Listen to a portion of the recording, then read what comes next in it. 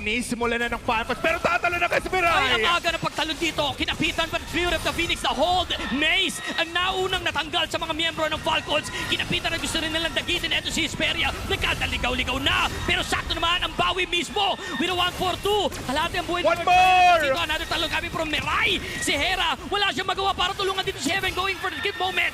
Heaven with a dash out. Uy! Tinalaban nila dito. Si Rian, masyado na palalim. They're going in for the catch. Pero nakuha na si Rian dito with a shutdown naman. Neto ni Mirai against Nikolai. Clean up. Maabanti ulit. They're going for the cleanup. The damage. Heaven is feeling it right now. Kaya daw i-damage dito. Washing. Pero engage dito. Both teams have reset, the repositioning na lang agad-agad. Nakakanap na ni Mirai, and look at this. Engagement, maiipit sa likuran, maiipit siya na 4. Oy, Fury of the Phoenix may follow-up. Falling down here, tingnan mo sa bottom lane yung Roger. Kumukuha lang ng advantage, pero may laban na ngayon dito sa may turtle pit. Si Hera, makakasurvive siya sa ganung sitwasyon. Si Casey ang sinasama pa ngayon. Napapang-ready at napansin to ni Steria. Pwede siya magsukat ng kanilang mga damage dito. Balik ang buhay. Bang! Mirai is down. Bumate pero Alecto final blow sa bandang likuran.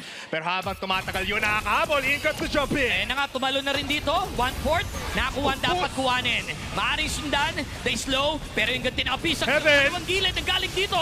With that vertical jump, Alecto final blow. Pero hindi siya Bang! pinitawan mismo. Not Ayanami is down. With a double kill. Sa kamay mismo ni Heaven. Lahat. Padala to sa Heaven. Nagmintis ang washing.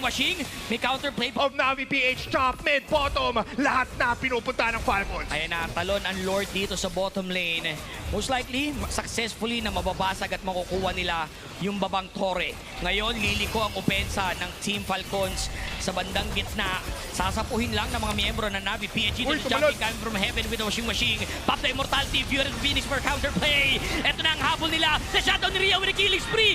Pulado rin dito si Hera. Marisol Oh! papasok dito sa Arusame. Si Hera, makukuha na rin dito with a triple kill. Now it's Rian time. Masyado na malalim ang bone bank niya. The shard is there. Oh! Kitang-kita natin dito, they're going in for that GG play. One push lang daw. Sapat! Isang linya lang. And this is it para sa ating game number 1.